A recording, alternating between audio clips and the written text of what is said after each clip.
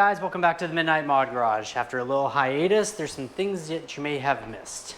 So basically, the last thing you guys probably remember is we had the two-door Jeep. We had the white STI.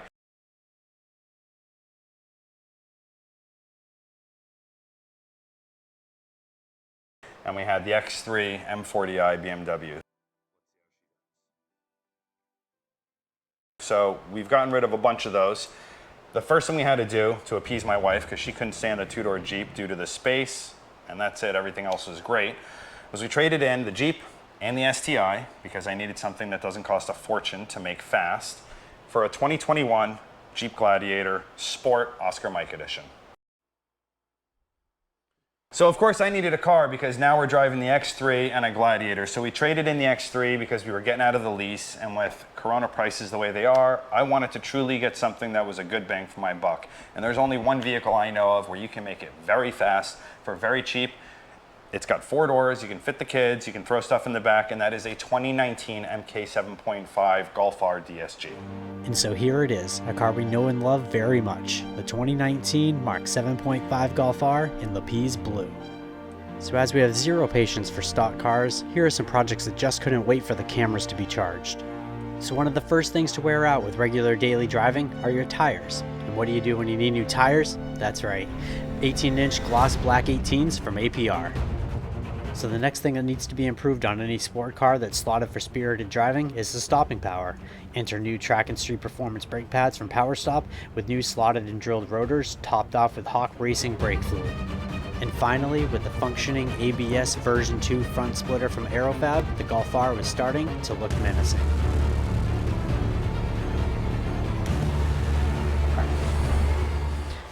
All right guys, so now that you've seen a little bit of what we've been up to and what we have to work on, for the rest of this episode, we want to talk about one topic, and that is tuning.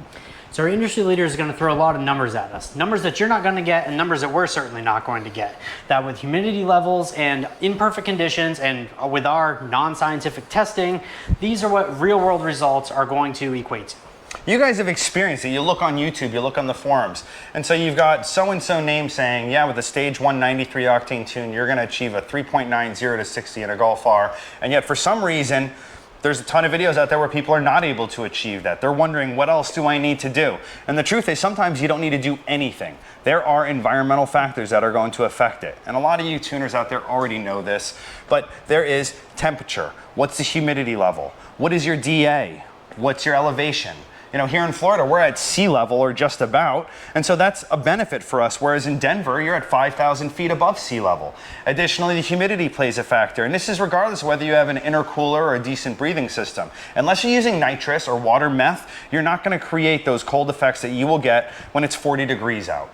So it's not that these companies are lying to us, it's more that their conditions are perfect. They have a pro driver, they may have a downward slope, or other conditions that can't be duplicated here in Florida where the humidity is, what are we, 70, 80% today. Like so 120%. We're going to show you what our conditions are like, what numbers we're actually able to achieve out here on our own streets. I hope you enjoy it.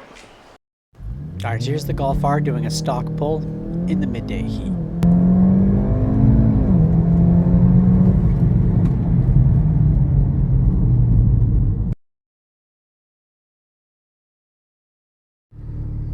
Cobb Stage 1, 93 octane tune.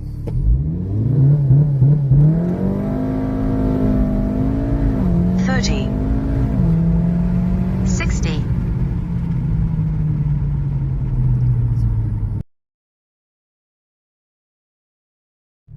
EQT Stage 1, 93 octane.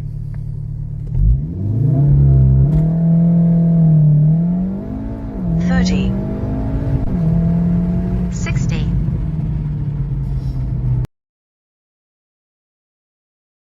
Cobb Stage 1, 93 octane tune, take 2. 30, 60,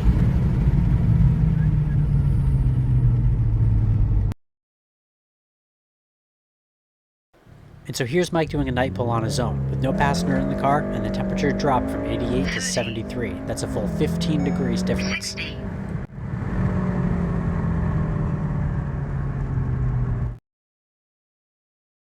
All right, guys, so we hope you enjoyed the episode. Again, we're not trying to disparage you from using a specific tuning company. We're not saying any tuning company is better than the other. They've done a lot of hard work in R&D to make your car faster, which is exactly what they do. Whether it's the quoted gains or the quoted time or not, there are a lot of factors that can affect this, and you're not always gonna get that.